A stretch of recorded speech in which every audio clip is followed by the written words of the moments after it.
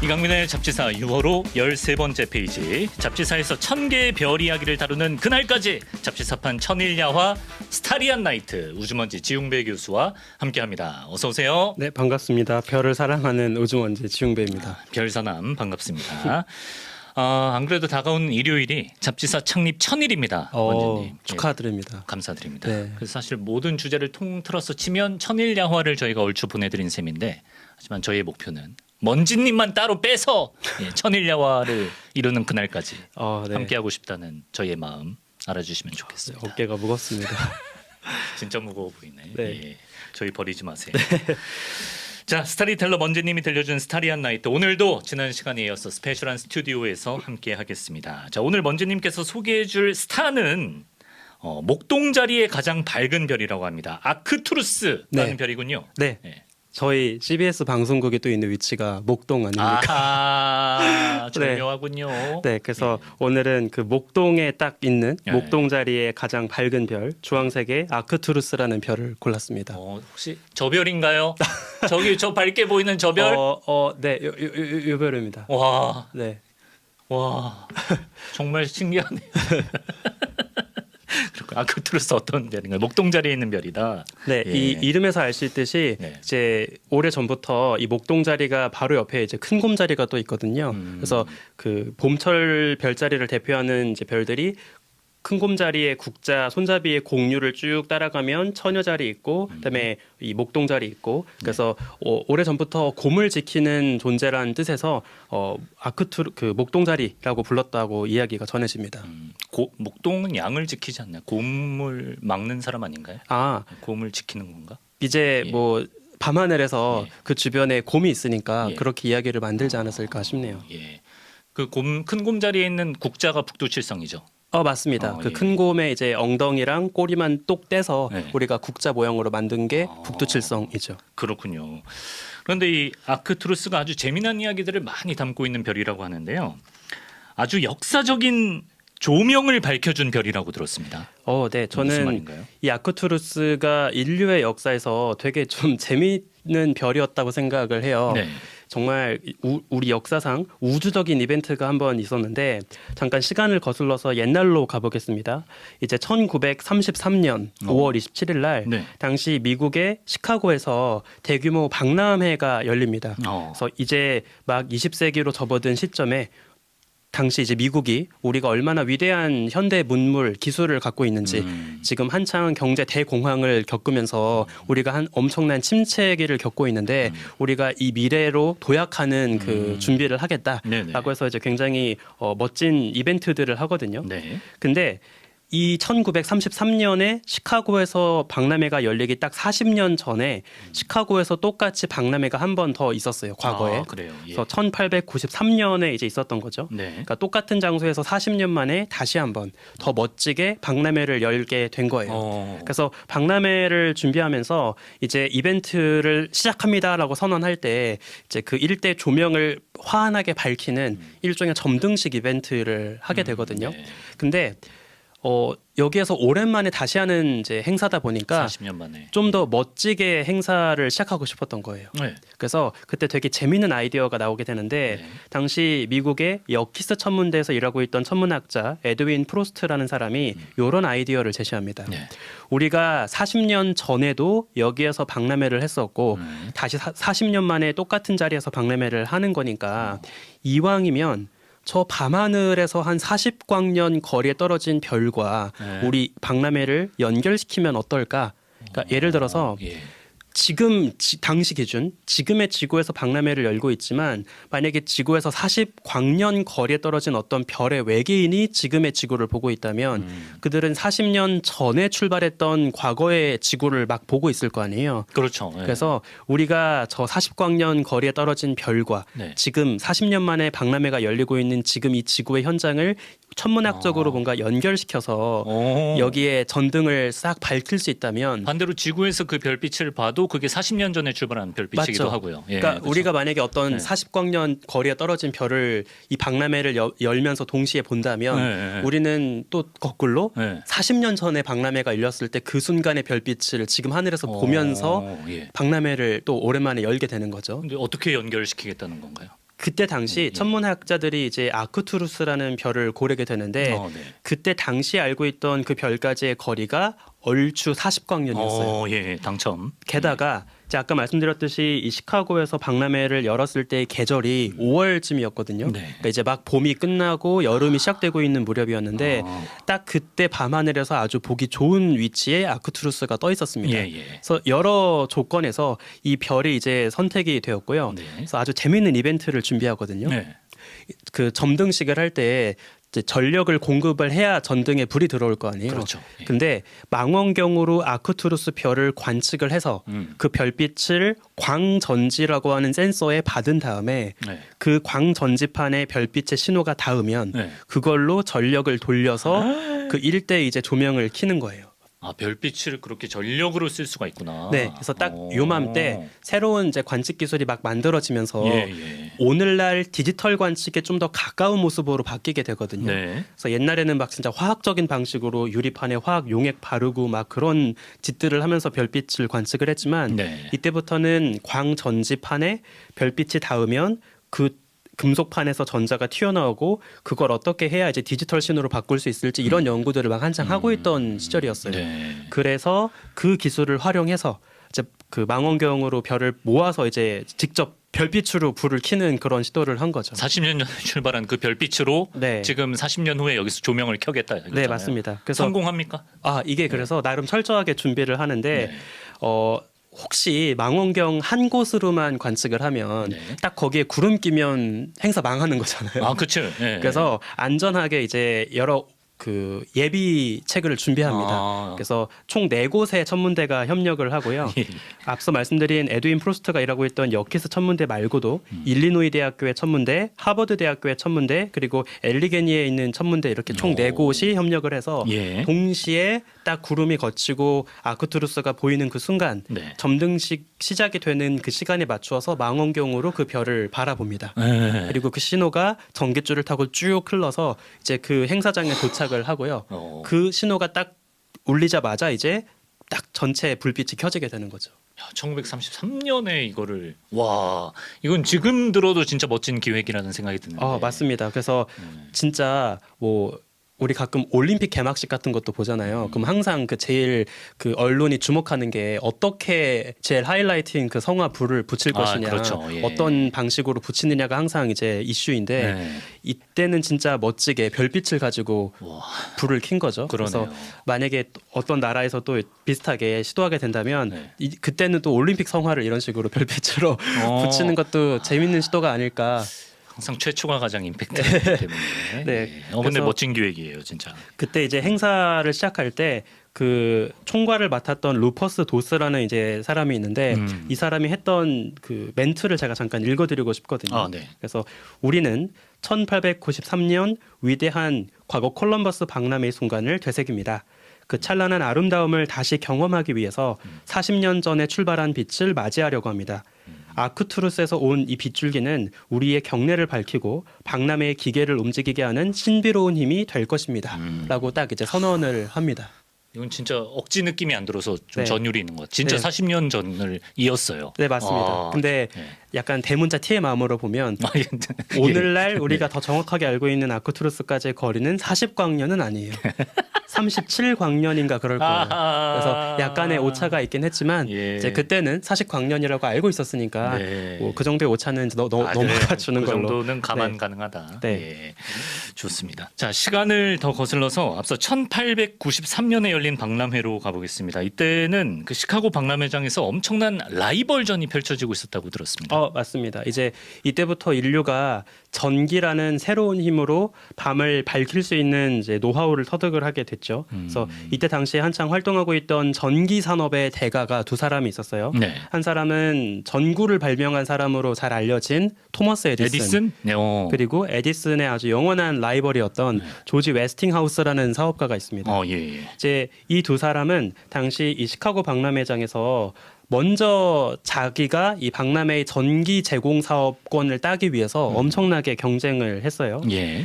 사실 이미 에디슨의 사업이 번창을 하고 있었기 때문에 미국에서는 에디슨이 제공하고 있는 직류 전기가 이제 한창 독점을 하고 있었거든요. 네. 근데 그 무렵에 웨스팅하우스는 더 젊은 새로운 그 발명가 니콜라 테슬라가 제안했던 교류 전기의 사업성과 가능성을 네. 더 눈여겨보고 있었어요. 잠깐 좀 부연 설명을 드리면 네. 잘 아시겠지만 직류와 교류는 전기를 제공하는 시스템이 달라요. 네. 그래서 옛날 버전의 직류는 계속 일정한 전압을 제공하지만 네. 그 전압이 달라지면 굉장히 문제가 생기기 때문에 소위 먼 거리까지 전압을 더 증폭시키거나 변화시키면서 그 송전선 타고 더 멀리 전파시키기가 되게 어렵습니다. 그래서 전기를 제공할 수 있는 영역이 되게 좁아요. 안전 문제인 건가요? 이제 네. 변압을 하기가 좀 어려운 거죠. 아, 변압하기가. 네. 근데 그 교류 같은 경우에는 네. 계속 전압을 바꿀 수가 있기 때문에 더 먼 거리까지 변압을 시키면서 송전선 타고 더 이제 저렴하게 제공할 수가 있습니다. 예. 근데 이제 그런 가능성을 보고 웨스팅하우스는 이제 니콜라 테슬라가 이야기했던 교류 방식의 시스템을 채택을 한 거죠. 네네. 결국에 여러 사업 경쟁 끝에 당시에는 그 에디슨이 졌고요. 네. 웨스팅하우스가 대부분의 박람회장에 이제 전기를 공급하게 됩니다. 예. 이때부터 이제 본격적으로 에디슨과 웨스팅하우스가 내 시스템이 더 좋다, 내 전기가 더 우월하다라고 싸우는 네. 소위 커런트워, 전류 전쟁이라는 이제 시대가 개막을 하게 되는 거죠. 전류 전쟁. 네. 예. 아니 보니까 이때 심지어 상대 약간 네거티브 전략으로 전기 의자를 활용하기도 했다 그래가지고. 맞습니다. 네. 그 혹시 이게 영화로도 나온 적이 있는데 보신 적이 있을까요? 테슬라 영화인가요? 네, 테슬라 나오고 네. 그 에디슨이 베네딕트 컴버비치가 연기했거든요. 예. 그래서 영화 제목이 커런트워예요. 커런트 워. 네. 그래서 저는 전류 전쟁. 되게 재밌게 봤던 영화인데 네. 그때 어떤 일들이 있냐면 이제 에디슨 입장에서는 자기가 원래 밀고 있던 직류 전기가 더 잘 팔려야 될 거 아니에요. 그래서 테슬라가 발명한 저 교류 전기가 되게 위험하다라고 일종의 언론 플레이를 합니다. 네. 그래서 그때 그 에디슨이 자기 주변 친구 중에 치과 의사가 있었거든요. 네. 그 치과 의사의 조언으로 발명한 되게 무시무시한 물건이 하나 있었어요. 예. 전기로 사람을 죽이는 네. 전기 의자입니다. 아. 그리고 일부러 그 전기 의자를 테슬라가 이야기했던 교류 시스템으로 전기를 공급하는 방식으로 만들었어요. 그러니까 의도가 뭐냐면 네. 교류 전기 저렇게 위험하다. 사람을 죽일 수도 있다. 사실 직류로 전기 의자를 해도 그쵸. 고통은 주는 건 아무 상관없죠. 아무 상관없죠. 근데 진짜 네거티브 네, 하려고. 맞습니다. 그냥 진짜 흑색 선전을 하려고 네. 그렇게 이제 발명품을 만들었고 네. 실제로 이제 그 교도소에 제공을 해서 사용을 하게 한 거죠. 야. 이것도 약간 여담이 있는데 네. 사실 그 전기 의자가 막상 네. 또 써보니까 그때 당시에는 이제 여러 기술적인 한계 때문에 네. 그 에디슨이 생각했던 것처럼 사람을 곧바로 사망에 이르게 하지도 못했다고 해요. 그래서 제가 알기로 역사 속에서 처음으로 이 전기 의자로 사형 집행을 당했던 사람이 네. 몽둥이로 자기의 애인을 폭행했던 어떤 남성이었거든요. 예. 그래서 이제 사형 선고를 받아서 집행을 받게 되는데 네. 그때 원래 기대하기로는 딱 전원을 키자마자 바로 즉사할 거라고 직 해서 생각을 바로, 한 예, 거죠. 예. 근데 곧바로 죽지 않아서 엄청 끔찍하게 그 사망에 이르게 되었다는 이야기도 있습니다. 예, 뭐 우리 근현대사에도 막 그 많이 나오는 장면이라서. 네, 맞습니다. 야, 그렇군요.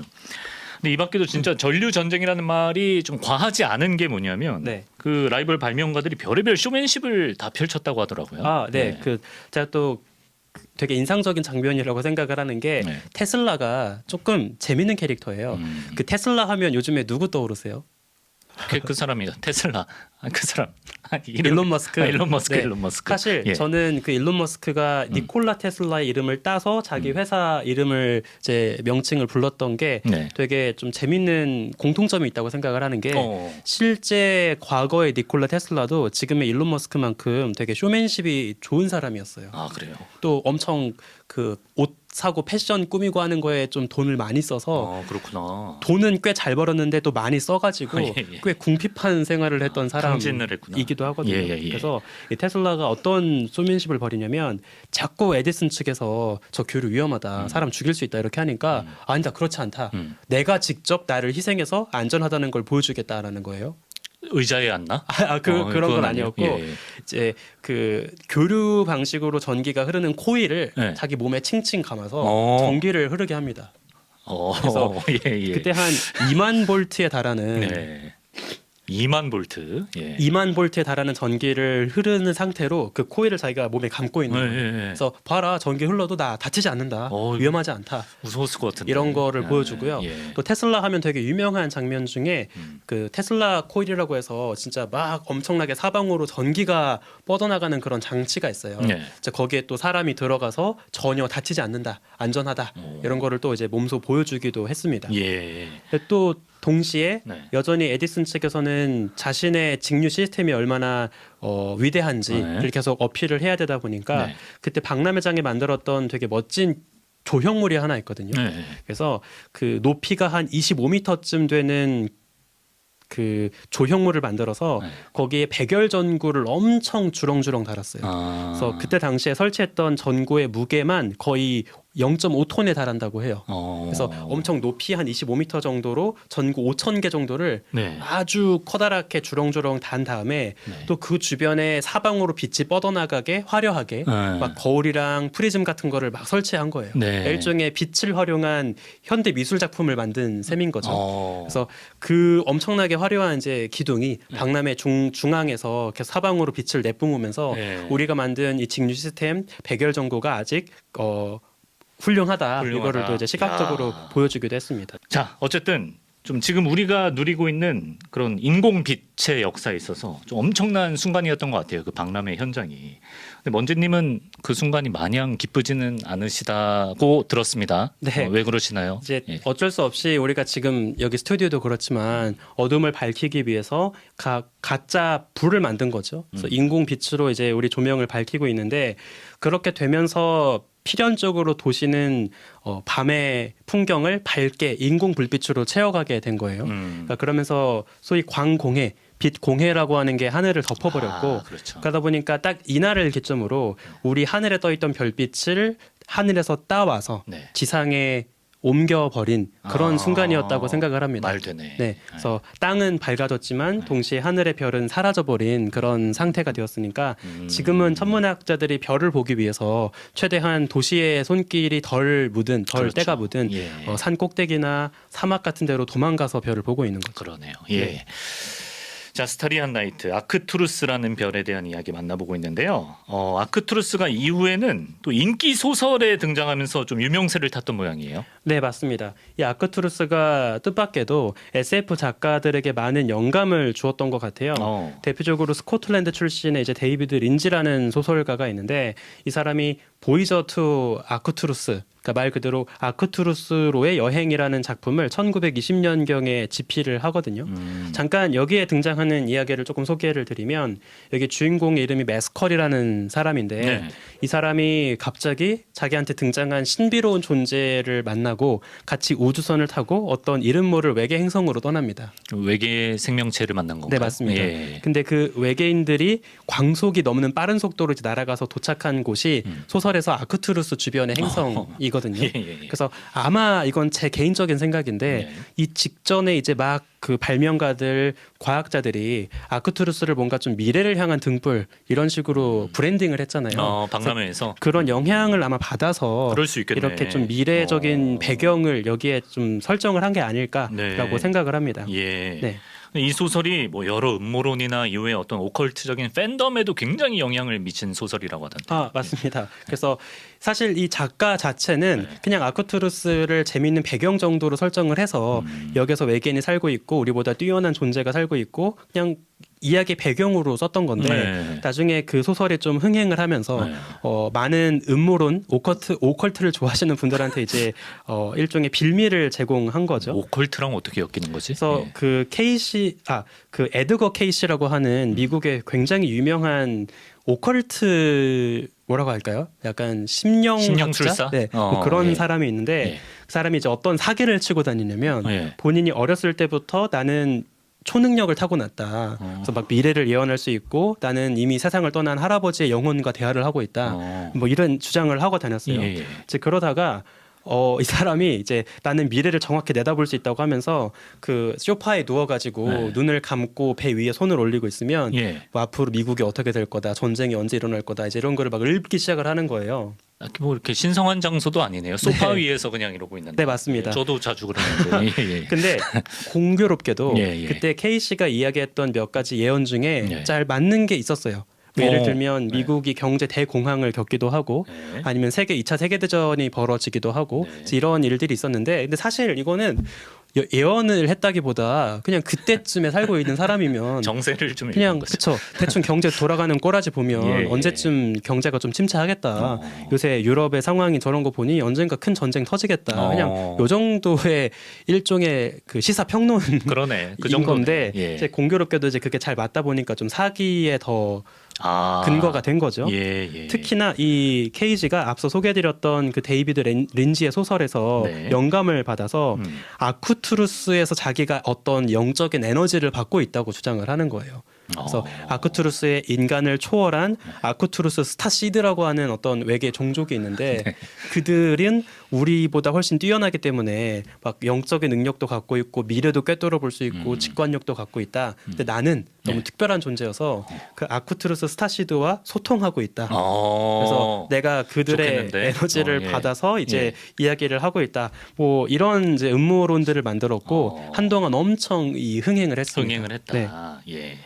하지만 저는 믿지 않겠습니다. 그래서 예. 사실 좀 재밌는 게 제가 생각하기에는 이때 당시 이 사기꾼이 이야기했던 그 외계인과 우리가 영적으로 연결되어 있다라는 그 다양한 이야기가 네. 나중에 대중문화에도 큰 영향을 끼쳤다고 보거든요. 아 그래요? 그래서 예를 들면 옛날에 그 멀더와 스컬리가 나왔던 엑스파일. 엑스파일 시리즈에서도 비슷한 이야기가 나오고 어. 뭐 지구에 이미 외계에서 온 종족이 숨어 살고 있다라는 그런 배경 자체가 네. 맨인 블랙하고도 되게 아 그런 건 많지. 비슷하거든요. 예. 그래서 우리 지구 안에 예. 초월적인 외계 문명이 숨어 살고 있다라는 그런 이야기, 오컬트적인 이야기를 네. 사실상 이 에드거 케이시란 사기꾼이 처음 했기 때문에 어. 어찌 보면 뭐 물론 이 사람은 사기를 한 거지만 예, 예. 뭐 대중문화의 하나의 장르의 네. 원류예요. 대중문화의 한 장르를 열었다라고 좋게 그러네. 포장할 수 있을 것 예. 같습니다. 그러네. 영향을 줬네요. 네.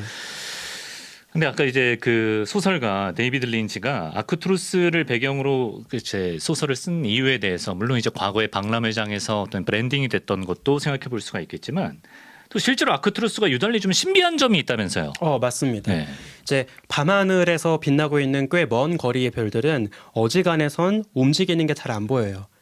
근데 이 아크투루스는 꾸준히 관측을 해보니까 네. 다른 별들과 달리 꽤 빠르게 우주 공간을 움직이고 있다는 거를 알게 되는 거예요. 아 그래요? 네, 그러니까- 어느 날 봤더니 이만큼 가 있고 이게 잘 맞습니다. 보인다. 그래서 예.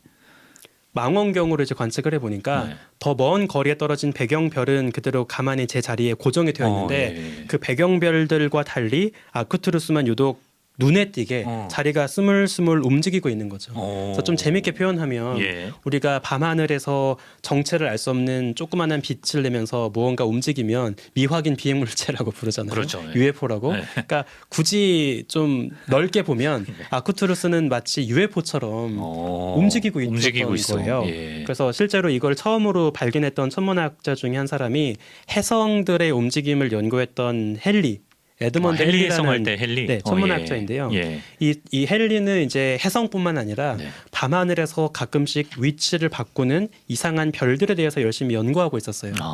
이러한 그 별 자체의 움직임, 밤하늘에서 별이 보이는 위치가 달라지는 현상을 별의 고유한 운동이라고 부르는데 고유 운동이라고 하는데 네. 특히나 아쿠투루스는 그 정도가 유난히 컸기 때문에 일찍이 18세기부터 그 움직임을 잘 알고 있었던 거죠. 어느 정도로 빨리 움직이길래 그렇습니까? 이게 그 수치로만 들으면 네. 별거 아니라고 생각하실 수도 있는데 네. 이제 망원경으로 관측을 해보니까 그 각 1000년 정도 지나면 천년 네. 일단 1000년이 지나야 돼. 1000년 정도 예. 지나면 예. 밤하늘에서 이 별이 보이는 위치가 네. 각도로 1도 정도 움직이는 속도예요. 근데 이게 사실은 대단한 건가 보다. 네, 왜냐하면 예. 일반적인 별들은 예. 뭐 10,000년 지나야 1도 정도 움직이는 정말 미미한 움직임을 보이기 때문에 예. 그런 일반적인 별과 비교했을 때는 사실 10배 이상의 아주 빠른 속도로 움직이는 별이었고 네. 또 특히나 아크투루스는 우리 밤하늘에서 예.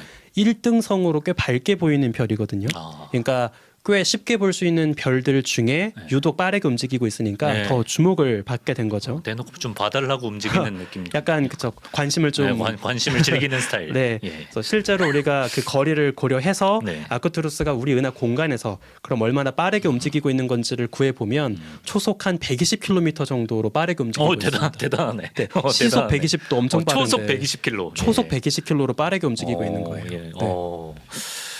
그리고 아크투루스가 이렇게 빠르게 움직이는 거 말고도 특별한 점이 또 있다면서요? 맞습니다. 이제 지금까지는 얼마나 빠르게 움직이느냐 속력만 이야기를 드린 건데 네.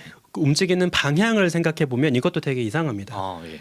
일단 잘 아시겠지만 우리가 살고 있는 우리 은하는 원반 모양이에요. 네. 그 이유는 대부분의 별들이 우리 태양처럼 그 일제히 빙글빙글 납작한 원반상에서 궤도를 그리면서 돌고 있기 때문이거든요. 근데 이 아크투루스는 어떻게 움직이고 있냐면 원반에 수직하게 원반이 있으면 수직하게 이렇게 움직인다. 이렇게 돌고 있어요. 이렇게 돈다. 네. 그러니까 혼자 이상하게 궤도를 그리고 혼자 있거든요. 이래요? 예. 아크투루스를 비롯해서 예. 그 주변에 한 50여 개 정도 되는 별들이 예. 일제히 이 정도로 빠른 속도로 원반의 수직한 방향으로 빙글빙글 돌고 있습니다. 이건 좀 진짜 특이하네. 왜 그렇게 움직이나요? 수직 방향으로? 이게 네. 태양계로 생각을 해보면 예. 좀 이해가 쉬울 것 같은데 네. 우리 태양계에서도 가끔 대부분의 행성들은 이제 다 비슷한 방향으로 돌지만 네. 가끔씩 이상한 경사 각도로 기울어져서 이상한 방향으로 도는 천체들이 있거든요. 네. 그럼 우리가 이거를 뭐라고 추정하냐면 태양계가 처음 만들어질 때 함께 했던 천체가 아니라 나중에 외부에서 유입된 천체일 거다라고 생각을 해요. 그러니까 마찬가지로 이 아크투루스를 비롯한 함께 일제히 움직이는 이 러닝 크루들, 이 50개 별들 러닝 크루들이 있는데 예. 얘네들은 아마도 우리 은하가 태어날 때부터 함께 마라톤을 시작했던 애들이 아니라 비교적 최근에 이제 여기에 놀러 와서 네. 열심히 러닝을 뛰고 있는 친구들이 아닐까라고 생각을 하는 거죠. 그래서 자기네들 원래 하던 대로 돌다 네. 보니까 우리랑 다르게 돈다. 네, 그래서 이거를 1970년경에 그 예. 천문학자 올린 에겐이라는 사람이 발견을 하기 시작을 했는데 얘네들을 우리가 묶어서 아크투루스 무빙 그룹, 이동군이라고 부릅니다. 이동하는 그룹이라는 뜻인 거죠. 네. 그렇구나. 스텔라 스트림 이게 뭔가요, 이거는? 네. 그래서 네. 이 이동하는 별들이 네. 계속 우리 은하 원반에 수직하게 혹은 다양한 각도로 이제 휘젓고 다니다 보니까 네. 실제로 네. 그 달리시는 분들 보면 막 줄지어서 이렇게 다니시잖아요. 예. 그것처럼 별들이 좀 길게 네. 줄지어서 움직이는 모습을 볼 수가 있어요. 그래서 우리가 그거를 별이 끓인 어떤 흐름이다라고 네. 해서 스텔라 스트림, 별의 흐름이라고 불러요. 그럼 그런 별의 흐름 스텔라 스트림은 이 아크투루스 러닝 크루밖에 없나요? 이게 예. 얘네 말고도 예. 되게 많은 러닝 크루들이 우리 은하를 열심히 돌고 있거든요. 좀 특별하게 도는 친구들이 많아요. 네, 그래서 예. 지금까지 발견된 애들만 크고 작은 애들이 한 100개 정도 있습니다. 그렇구나. 네, 그래서 제일 대표적으로 하나 유명한 거 잠깐 소개를 드리면 좋죠. 예. 그 궁수자리 외소은하라는 작은 은하가 있거든요. 네. 얘가 이제 수십억 년 전에 우리 은하 중력에 사로잡혀서 네. 이제 끌려와서 우리 은하 공간을 지금 빙글빙글 맴돌고 있는데 예. 이렇게 연약한 외소 은하가 우리 은하의 막강한 중력을 받게 되면 네. 자신의 형체를 유지하지 못하고 양 옆으로 길게 흐트러집니다. 네. 그러면서 이제 별들이 기차놀이 하듯이 네. 빙글빙글 돌면서 그 기다란 궤적을 남기게 되는데요. 약간 그 자네가 띠를 이루는 맞습니다. 느낌인 건가요? 그래서 약간 좀 재밌게 표현하면 네. 그 헨젤과 그레텔이 빵가루를 뒤에 남기는 것처럼 네. 그 뒤에 계속 긴 궤적을 남기는 거예요. 그래서 예. 이 궁수자리 외소은하가 특히나 뚜렷한 스텔라 스트림을 남기고 있고요. 네. 오늘 소개해드리는 이 아크투루스도 마찬가지로 네. 이 스텔라 스트림을 굉장히 뚜렷하게 그리고 우리 은하 원반에 거의 수직한 방향으로 뚜렷하게 남기고 있습니다. 그럼 그 빵가루를 우리가 헨젤과 그레텔처럼 역으로 따라가 보면 뭘 할 수 있죠? 집을 찾을 수 있는 건가요? 맞습니다. 그래요? 그래서 그 빵가루들이 지금 어떻게 움직이고 있는지 네. 어떤 궤적을 그리고 있는지를 잘 알고 있으니까 네. 그걸 거꾸로 추적해서 그 빵가루들이 흐트러지기 전에 네. 이 빵 바구니를 들고 있던 친구들이 원래 어디쯤 있었고 어떻게 모여 있었는지 그거를 거꾸로 추적해 볼 수 있거든요. 예. 그렇게 해보면 아까 말씀드린 것처럼 이런 스텔라 스트림을 그리는 덩어리들은 네. 원래 우리 은하 바깥 우리 은하 헤일로 바깥에 별개로 떠돌고 있던 천체들이었고 예. 얘네가 오래전 유입이 되면서 이제 흐트러진 존재다라고 이제는 생각을 하고 있어요. 예. 러닝 크루가 엄청 길게 있는데 네, 맞습니다. 제일 뒷사람 따라가다 보면 고향이랑 가깝겠네요. 네, 맞습니다. 출발지랑. 네네. 아, 그렇습니다. 우리가 그리고 연구를 통해서 아크투루스의 나이도 가늠할 수 있나 보네요. 네, 이제 아크투루스가 또 되게 중요한 특징 중에 하나가 뭐가 있냐면 네. 우리가 별의 대기 중에 음. 수소와 헬륨을 제외한 좀 더 무거운 원소들, 뭐 철, 마그네슘, 산소 이런 친구들이 얼마나 많이 있는지를 이제 분석을 할 수 있는데 네. 우리가 천문학에서는 얘네들을 뭐라고 부르냐면 너무나 압도적으로 수소와 헬륨이 많고 나머지들은 다 모아봤자 1%도 안 되거든요. 그렇죠. 그래서 얘네들은 그냥 무거운 원소다, 중원소다라고 퉁쳐서 부르기도 하고요. 또- 수소 헬륨 빼고 다? 네, 맞아요. 아, 그래요? 그래서 예. 천문학자에게 주기율 표는 되게 투박합니다. 그러네요. 저희는 지금 다 쪼개서 지금 맞아요. 40몇 아마 번 원소까지 왔는데 그 곽재식 곽재식 작가랑 박사님은 예. 그렇게 하실 텐데 예. 천문학자들의 주기율 표는 딱 세 칸이에요.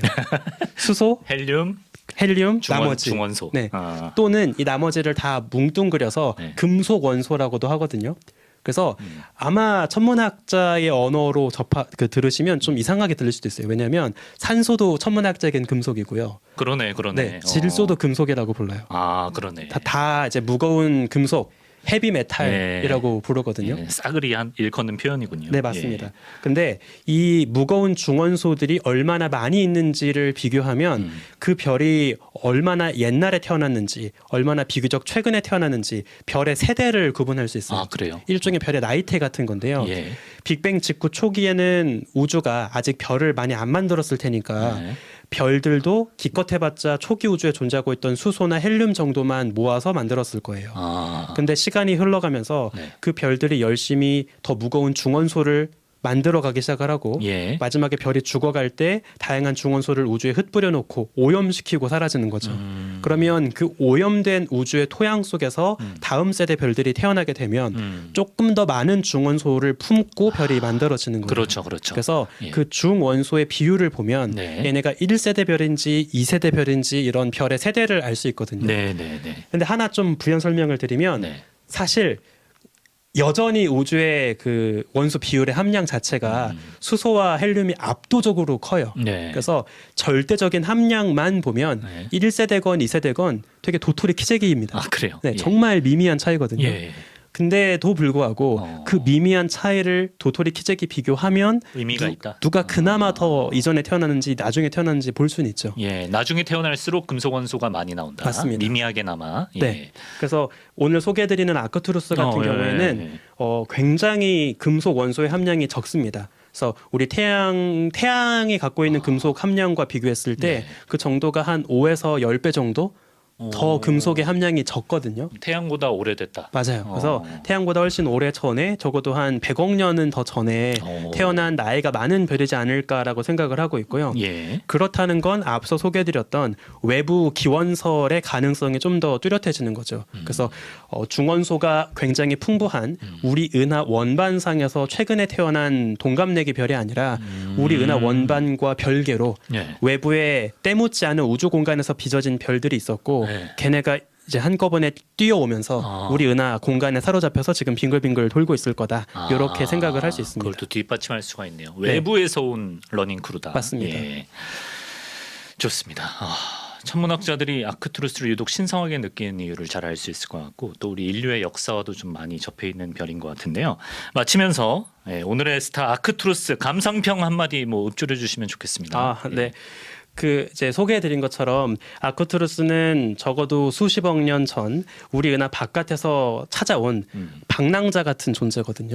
외부의 손님인 거죠. 그렇지요. 그리고 굉장히 또 절묘하게도 이 별이 속해 있는 별자리가 우주를 떠도는 초원을 떠도는 목동 자리에 있단 말이에요. 그래서 되게 절묘한 우연이라고 전 생각을 하는데 그러네. 그래서 그 J.R. 톨킨 그 작가가 반지의 제왕에서 썼던 한 문장이 있습니다. 제가 이 문장에 딱 요 아크투루스 이야기를 할 수 있을 것 같아서 방황하는 모든 사람들이 다 길을 잃은 것은 아니다. 그래서 어딘가를 헤매고 있는 존재라 하더라도 그게 꼭 길을 잃어서 정처 없이 떠돌고 있는 것은 아니다라고 이제 이야기를 하는 거예요. 예. 그래서 마찬가지로 아크투루스도 얼핏 보면 꽤 빠른 속도로 우주 공간을 정처 없이 떠도는 그냥 길을 잃은 존재처럼 보일지 모르지만 네. 사실은 이 친구들도 다 오래전 우리 은하가 어떤 작은 은하를 집어삼켜서 성장했는지 그렇지. 은하의 기원, 우주의 역사를 고스란히 보여주는 살아있는 유산이라고 생각을 하거든요. 네. 네. 그리고 아까 흘러가듯이 얘기하느라 제가 미처 소개를 못했는데 예. 그 지금 제가 이 문장을 소개해드린 네. J.R. J.R. 톨킨 톨킨, 있잖아요. 이 반지의 제왕. 이 사람이 예전에 그 아까 잠깐 소개했던 네. 아크투루스로의 여행 예. 그 작품에 또 영감을 받아서 네. 다양한 글을 쓰기도 했었어요. 아 그래요? 네, 그래서 되게 좀 그냥 여러모로 예. 그 연결고리들이 막 그러네, 얽히고 그러네. 설켜 있어서 예. 되게 재밌는 그 별이라고 생각이 들었습니다. 인류의 문화에도 엄청난 공헌을 한 별이 아닌가. 네. 예, 그런 생각을 합니다.